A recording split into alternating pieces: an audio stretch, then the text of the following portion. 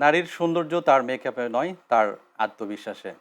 প্রিয় একজন অভিনেত্রী আলিশা ইসলামকে নিয়ে নিঃসন্দেহে কথা বলা যায়। তিনি যেমন সাহসী তেমনই আত্মবিশ্বাসী। আর প্রিয় এই মানুষটাকে সাথে করে নিয়ে শুরু করতে যাচ্ছি আমি মাসরুর খান, চ্যানেলএস আয়োজিত এডুকেশন ট্যুরে প্রেজেন্ট সেলিব্রিটি স্পটলাইট। দর্শক, আমরা আর কথা না বাড়িয়ে সরাসরি চলে যাচ্ছি আলিশা ইসলামের কাছে। হ্যালো। হ্যালো ভাইয়া, কেমন আছেন? আলহামদুলিল্লাহ, তুমি কেমন আছো? আলহামদুলিল্লাহ বেশ ভালো আছি। তোমাকে পেয়ে আমাদের খুবই ভালো লাগছে, আমরা অত্যন্ত আনন্দিত। চ্যানেলএসে থ্যাংক এসে ইউ সো তোমার কেমন মাচ। লাগছে? অনেক ভালো লাগছে, আপনাদের হসপিটালিটি অনেক ভালো। আজকে ফার্স্ট টাইম আসা আপনাদের চ্যানেলে, বাট মনে হচ্ছে যে আগেও মনে হয় এসেছি, কারণ আপনাদের আপ্যায়ন এত সুন্দর। So I love it. Thank you so much for having me here today. Recently তুমি মিস কসবো বাংলাদেশ ভিয়েতনাম থেকে একটা বড় একটা দেশের জন্য সম্মাননা বয়ে নিয়ে আসলে। এই জি। অভিজ্ঞতাটা আমরা একটু জানতে চাই। আম আমার জার্নি তো শুরু হয়েছিল মিস ইউনিভার্স বাংলাদেশ থেকে, যেটা 2019-এ হয়। ওখানে ফরচুনেটলি আনফরচুনেটলি কোনো এক কারণে I was the first runner up, second হয়েছিলাম। তো ওই টাইমটাতে আমি বাংলাদেশকে রিপ্রেজেন্ট করতে যেতে পারিনি ইন্টারন্যাশনালি। সো ছোটোবেলা থেকেই তো সবার স্বপ্ন থাকে রানী হব, প্রিন্সেস হব, মুকুট পরবো, দেশের নাম বড় গ্লোবাল স্টেজে নিয়ে যাব, দেশকে রিপ্রেজেন্ট করব বাংলাদেশ হয়ে।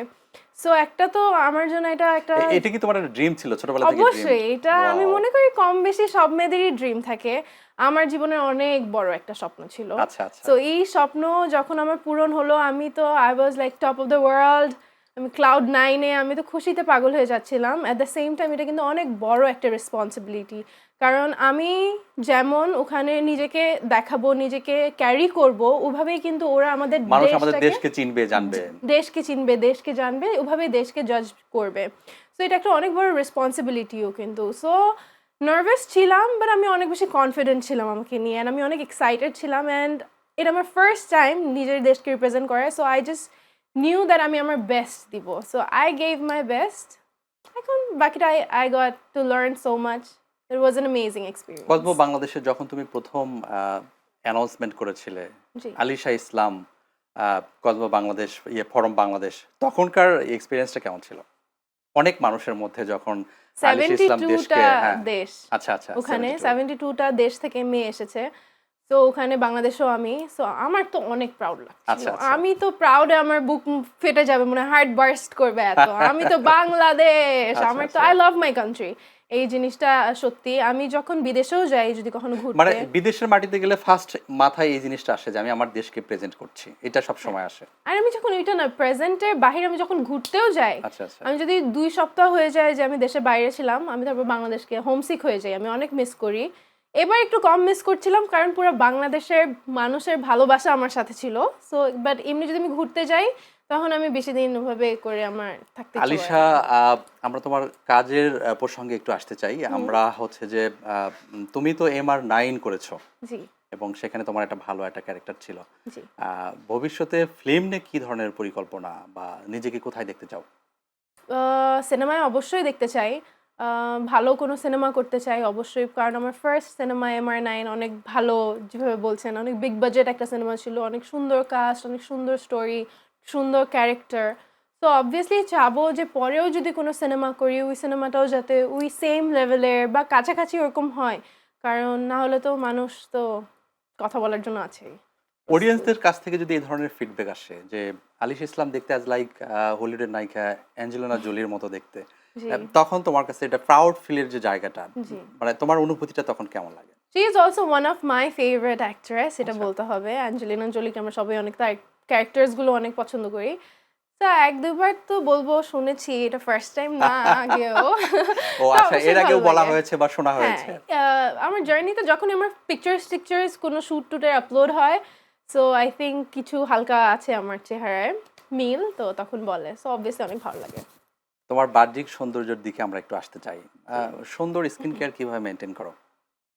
অনেক পানি খাই। আ আচ্ছা, শুধু কি পানি? শুধু কি আমি পানি? অ্যাকচুয়ালি মেইনটেইন খুবই কম করি। ওই প্রোডাক্ট লাগানো, ওই যে থাকে না, এই জেল লাগাও, এইটা লাগাও, তারপর এই সিরাম দাও, এটা দাও। আমার অ্যাকচুয়ালি এগুলো নাই।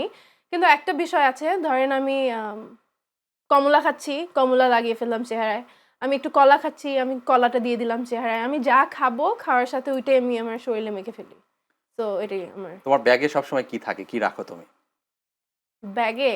যখন কোথাও যাচ্ছ, ধরো তুমি চ্যানেলের স্টুডিওতে এসেছো। হ্যাঁ, চাবি, আচ্ছা টাকা, কার্ডস, লিপস্টিক, আচ্ছা আচ্ছা। তুমি কোন ব্র্যান্ডের লিপস্টিক ইউজ করো? সব আচ্ছা। সব ব্র্যান্ডের লিপস্টিক আছে। গ্ল্যামার ওয়ার্ল্ডে অনেক সময় অনেক ধরনের ট্রেন্ড চলে হ্যাঁ, বা এক ট্রেন্ড ধরনের চলে। ফ্যাশন চলে। তুমি কি জি। ট্রেন্ডে গা ভাসিয়ে চলো কিনা? অবশ্যই ট্রেন্ড, আমি তো এমনই একটা ক্যারিয়ার নিজের জন্য চুজ করেছি যেখানে আমার অবশ্যই মানুষদের সাথে কানেকশন থাকার জন্য আমার এই ট্রেন্ডটাকে ফলো করে আমার এগিয়ে যেতে হবে। সো ট্রেন্ডটাকে ফলোও করি, মাঝে মাঝে চেষ্টাও করি যে নিজে কোনো ট্রেন্ড যদি সেট করতে পারি।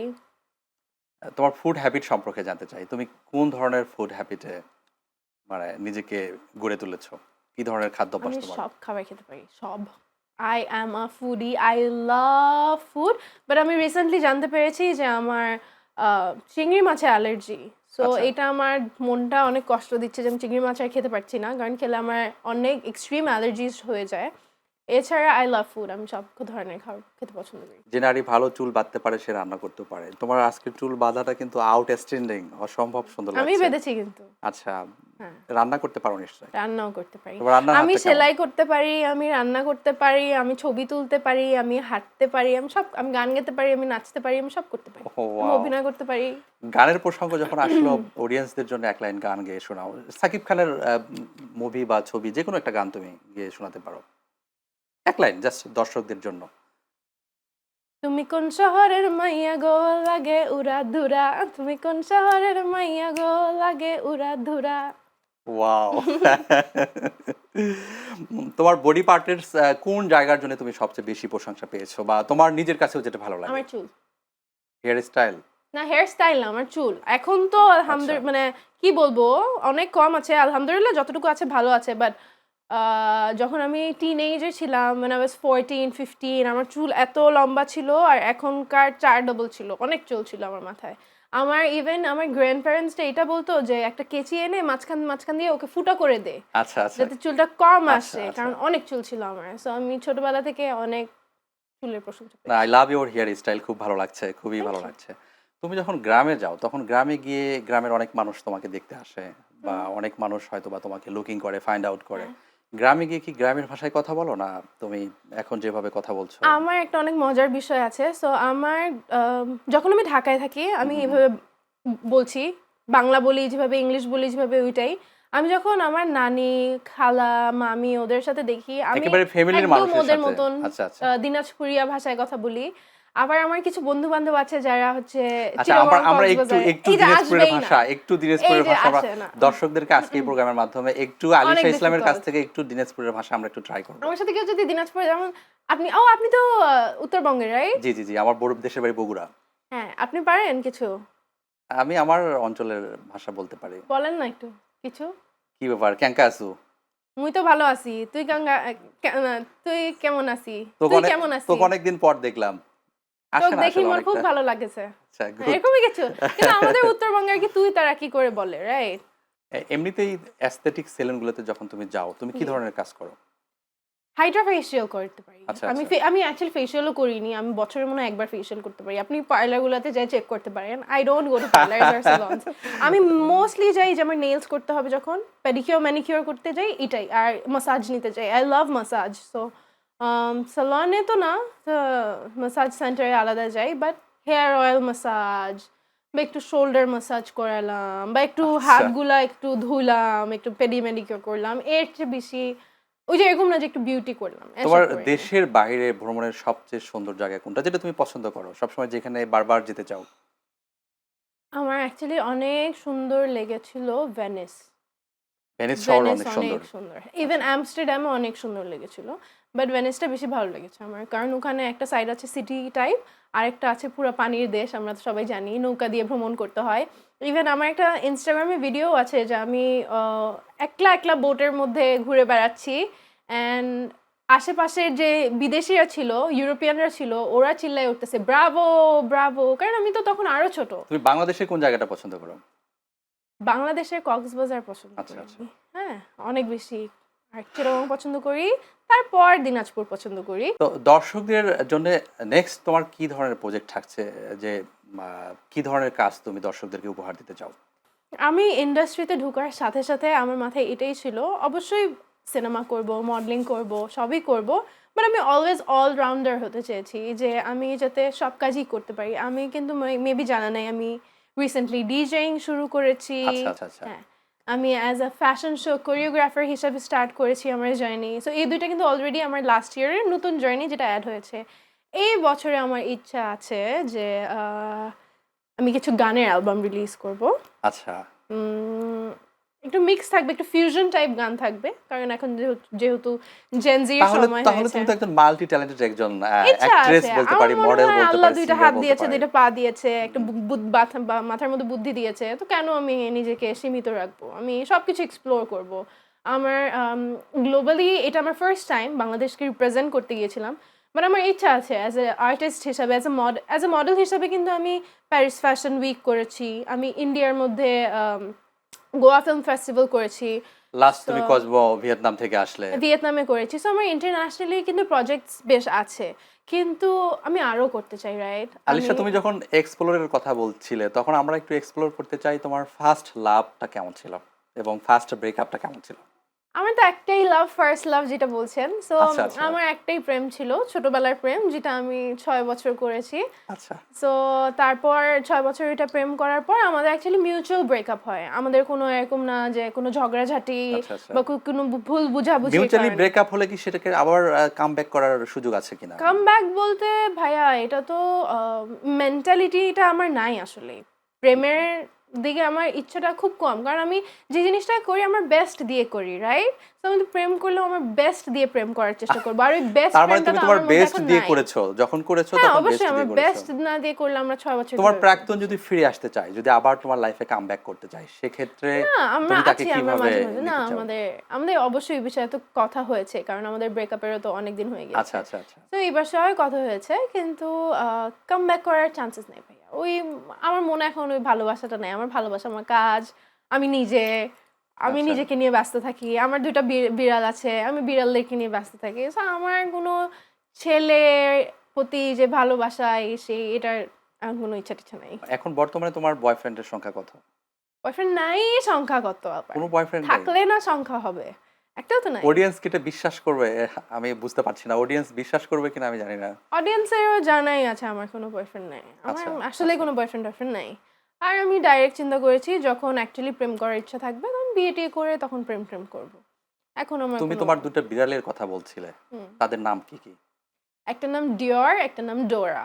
আচ্ছা, আচ্ছা। ২ টা পার্সিয়ান ক্যাট আরকি। অবসর সময় এমনিতেই আলিশা কি করে? অবসর সময় আমি হচ্ছে বিড়ালদের সাথে টাইম স্পেন্ড করি, আমার আম্মুর সাথে টাইম স্পেন্ড করি, রান্না-বান্না করি, কিছু লেখালেখি করি, জিম করি, ওয়ার্কআউট করি। তারপর আর কি? মিটিংস ফিক্স করি, আচ্ছা, কার আচ্ছা। কাছে কাজ আছে, আচ্ছা, আচ্ছা, কাজ আচ্ছা, খুঁজি, কাজ আচ্ছা। করি, এই তো।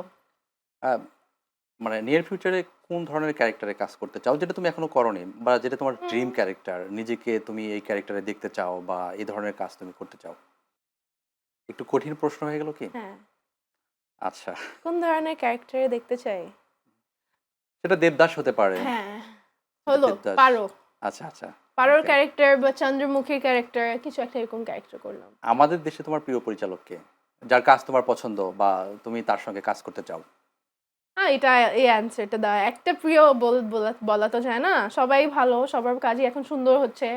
আ সবার সাথেই কাজ করার ইচ্ছা। সো আমি একটা প্রিয় বললে আমার বাকি জায়গা থেকে কেচি হয়ে যাবো। তো না বলি। আমাদের বাংলাদেশে তো অনেক ভালো, ভালো সেলিব্রিটি আছে যারা দেশ এবং দেশের বাইরেও কাজ করছে আরকি। জি, আ তুমি কার ফ্যাশন সেগমেন্ট পছন্দ করো? আমি তোমাকে ৩ জনের নাম বলব। যদি আমি ১ম দিক থেকে বলি, ১ম এতে জয়া আহসান, জি। নুসরাত ফারিয়া এবং বিদ্যা সিনহা মিম। আম আমার বিদ্যা সিনহা মিমের ফ্যাশন সেন্স খুবই ভালো লাগে। খুবই সুন্দর। তার তারপর কোন পার্টটা তোমার পছন্দ? যেটার কারণে তুমি ইন্সপায়ার হচ্ছ তার প্রতি? ইন্সপায়ার হচ্ছি বলতে তার সত্যি করে বলবো? I হ্যাঁ, love সত্যি her করেই বলো। energy. I love আচ্ছা, her আচ্ছা। energy. আমি যতটুকু তাকে ফলো আপ করেছি, ভাইয়া এটা কিন্তু অনেক ডিফিকাল্ট। তুমি কাজ করো, তুমি শুট করো, তুমি নিজের বিউটি মেইনটেইন করো, আবার নিজে শুট করো। তো সে কিন্তু অনেক অ্যাক্টিভ। I love that তার মধ্যে এত energy and she is so active. It's not easy. আমরা কি হই? একটা ইন্টারভিউ করে যাবো, লেজি লাগতেছে। বাট তাকে দেখে মনে হয় না যে মানে সে তার একটা অনেক লেজি এনার্জি, একটা কাজের মানুষ। প্রতি অনেক হ্যাঁ, ডেডিকেশন। তার কাজের প্রতি যে ডেডিকেশন যে ভালোবাসাটা that I love the most.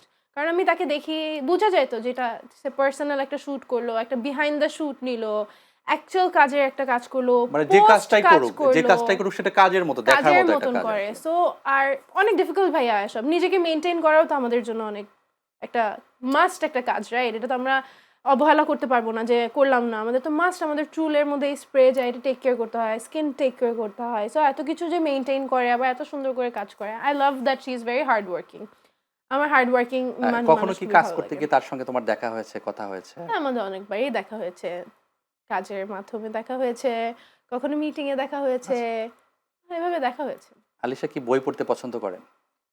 বই পড়তে পছন্দ করি, কিন্তু ইদানিং ফোনে বই পড়া হয় বেশি। আচ্ছা। রিয়েল বুকসের থাকে, বইয়ের কিছু অ্যাপ থাকে, সো ওই অ্যাপগুলোর মধ্যে বই পড়ি। বাংলাদেশের কোনো বিখ্যাত লেখক যার গল্পে তুমি কাজ করতে চাও? কম বেশি সবারই গল্পে কাজ করতে চাই। যেমন হুমায়ুন হুমায়ুন আহমেদ আহমেদ, হতে পারে। হ্যাঁ। আচ্ছা হুমায়ুন আহমেদেরই এটাই বলতে চাচ্ছিলাম আমি। হুমায়ুন আহমেদের গল্পতে অবশ্যই কাজ করতে চাই। কারণ তার স্টোরিগুলো অনেক সুন্দর। সে তো নাই, এখন নুহাস আছে। আচ্ছা তো আচ্ছা আচ্ছা নুহাসের গল্পেও কাজ করতে চাই অবশ্যই। আচ্ছা। তুমি তোমার ফ্যামিলি থেকে কিভাবে সাপোর্ট পেয়েছো? আমার ফুল ফ্যামিলি অনেক ওপেন মাইন্ডেড অ্যাকচুয়ালি। আচ্ছা আচ্ছা সবাই অনেক মডার্ন, সবাই দেশ বিদেশে অনেক ঘুরে বেড়ায়, আমার সব কাজিনসরা বাহিরে থাকে। তো আমার ফ্যামিলি থেকে সাপোর্ট বলতে আমার ফ্যামিলিটাই সাপোর্টিভ। ওরা মেবি আমার থেকে বেশি মডার্ন, যতটুকু আমিও মডার্ন না। আমি তো একটু কালচার মেনটেন করতে হয়, কারণ আমার কিছু মানুষ আমার দিকে দেখে, আমাকে ফলো ফলো করে, হ্যাঁ, করে, পছন্দ করে। সো পছন্দ করে। সো ওদের ভালোবাসার কথা, ওদের ফলোয়িং এর কথা মেনটেন করে আমার একটা ইমেজ রাখতে লাগে।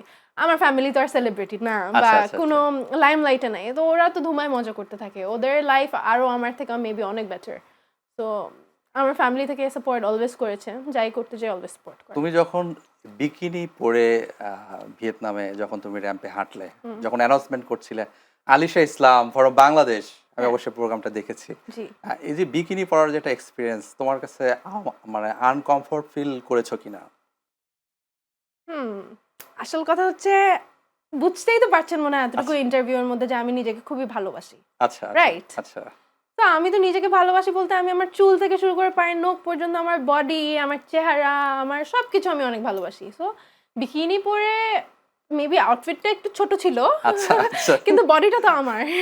আমার বডিটাকে তো আমি অনেক ভালোবাসি। আচ্ছা I am very proud of it. আমি অনেক কাজ করি, ধরেন একটু জিম করি, মেইনটেইন করি। সো আমি তো অনেক কনফিডেন্ট ছিলাম। I know it's my body, I love my body. So আমার বিকিনি পরে ওখানে তো করতে তো অবশ্যই হবে, বাট আমার কোনো শাইনেস বা লেস কনফিডেন্স লাগছিল না। I was like, yo, it's my body, I'm gonna walk. দেখো তোমরা কি হাঁটি আমি। না তুমি অনেক সাবলীল এবং সুন্দর ছিলে, আমি প্রোগ্রামটা অবশ্যই হ্যাঁ, দেখেছি। অ্যান্ড ইভেন আমি এই কথাটা বলবো ভাইয়া, বাংলাদেশের কালচার অনুযায়ী যেহেতু বিকিনিটা এত একসেপ্ট করে না, সো বাংলাদেশে কিন্তু এমন কেউ নাই যে বিকিনি পরেছে আর ট্রোল তার খেতে হয় নাই, বা ভাইরাল, নেগেটিভ ভাইরাল যেটাকে আমরা বলি, নেগেটিভলি ভাইরাল হয়, মানে হয়নি। আমি কিন্তু মনে করি আমি ফার্স্ট, আমার একটাও নেগেটিভিটি দেখিনি। আমার কিন্তু বিকিনি পরার যে স্টেজ পারফরমেন্সটা ছিল আচ্ছা আচ্ছা কসমোর, ওটা কিন্তু অনেক ভাইরাল হয়েছে, আচ্ছা অনেক জায়গায় গেছে, তুমি বাট যেহেতু নেগেটিভলি ইয়ের হয়নি। কথা বলছো, নেগেটিভিটির কথা বলছো, আলিশাকে নিয়ে যখন কেউ রিমাউট ছড়ায় সেটা তোমার কেমন লাগে? পেছনে যখন কথা বলে বা যদি কোনো নেগেটিভিটি কোনো ইস্যু থাকে সেটা তুমি কিভাবে ওভারকাম করো? আহ সুন্দর একটা প্রশ্ন, এটা সুন্দর একটা উত্তর আছে। এই উত্তরটা আমি কালকে না পরশুদিনই ফিগার আউট করেছি। সো আমার ব্যাপারে একটা রুমার ছড়াচ্ছে, ছড়ানোর পর এই কথাটা আমার ফ্যামিলির মধ্যে গিয়েছে, আমার বড় বোনের কাছে। তো আমার বড় বোন অনেক আপসেট হয়ে গেছে, আপসেট হয়ে যায়, বলতেছে আপু তোমার নামে এরকম রুমার ছড়াইছে, তুমি নাকি এরকম খারাপ। তারপর আমি চিন্তা করে আপুকে বললাম, আপু আমি খারাপ দেখেই তো দুনিয়া সার্ভাইভ করতে পারছি। একটা ভালো মানুষকে আপনি এখানে বসায় কি গল্প করতেন? ঠিক আছে? একটা ভালো মানুষ প্রিয়াঙ্কা চোপড়া হতে বাহ, পারতো না, একটা দারুণ ভালো দারুণ কথা মানুষ বলছো, সুন্দর অ্যাঞ্জেলিনা কথা জোলি বলছো। হতে পারতো না। একটা ভদ্র মানুষ কিভাবে এত কিছু করতে পারে, এটাতে অনেক সাহস লাগে, অনেক কারেজ লাগে। তো আমি মনে করি আমার ব্যাপারে যেগুলো খারাপ রুমার ছড়ায়, ওটা খারাপ মানে আমি সাহসী। তো আমার জন্য অনেক ভালো। আলিশা, আমরা এবার আর একটা নতুন একটা সেগমেন্টে চলে যাচ্ছি, র্যাপিড ফায়ার খেলবো আমরা। I am ready, let's go. Rapid fire, যেখানে কন্ডিশন থাকবে কোনো প্রশ্ন তোমাকে স্কিপ করা যাবে না, কোনো ডিপ্লোম্যাটিক অ্যান্সার করা যাবে না, দ্রুত প্রশ্ন দ্রুত উত্তর দিতে হবে। ঠিক তুমি আছে, কি তাহলে রেডি? আপনিও আমাকে ডিপ্লোম্যাটিক কোয়েশ্চেন করতে পারবেন না, কোনটা আমার পছন্দের নায়ক, কোনটা আমার পছন্দের ডিরেক্টর, কারণ আমি একটা ওখানে আমি পিক করতে পারবো না। এটা আচ্ছা আমার ক্যারিয়ারের না বিষয়। আলিশা, তোমাকে চেষ্টা করতে হবে। এছাড়া নিজেকে আয়নায় কখন বেশি দেখো, সকালবেলা না রাতের বেলা? রাতের বেলা। ওকে, প্রিয় একটি খাবারের নাম বলো যা কখনো টেস্ট করোনি। টেস্টি তো করিনি, কিভাবে ক্রোকোডাইল। আচ্ছা, ক্রোকোডাইল। আচ্ছা, কোন অভিনেত্রীর ওয়ারড্রব তুমি ছিনতাই করতে চাও? ক্যান্ডেল জেনার। আচ্ছা, ওকে। স্কিন কেয়ার ব্যাগে সবসময় কোন ৩টি জিনিস থাকে তোমার? Lip balm.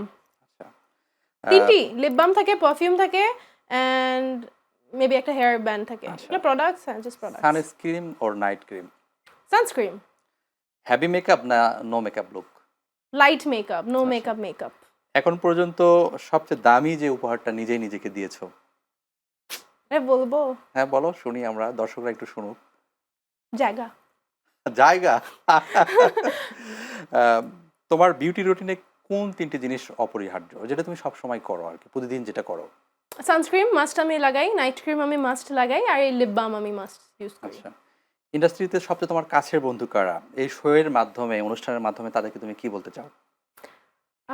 কাছের বন্ধু বান্ধব কিন্তু আমার ইন্ডাস্ট্রির মধ্যে হালকা পাতলা ভালোই আছে, অ্যান্ড ওদেরকে আমি বলতে চাই thank you so much for your support. ওরা সবাই আমার জার্নিটা অনেক সাপোর্ট করেছে এবার, অ্যান্ড আমাকে অনেক ভালোবাসছে, অ্যান্ড ইভেন যখনই কোনো কাজ হয় না কেন আমরা সবাই মিলে বেটে কাজটা করি। মিডিয়াতে তোমার কি একাধিক প্রেমের সম্পর্ক বা গুঞ্জন রয়েছে? না, আমার কোনো প্রেমের গুঞ্জনই নেই।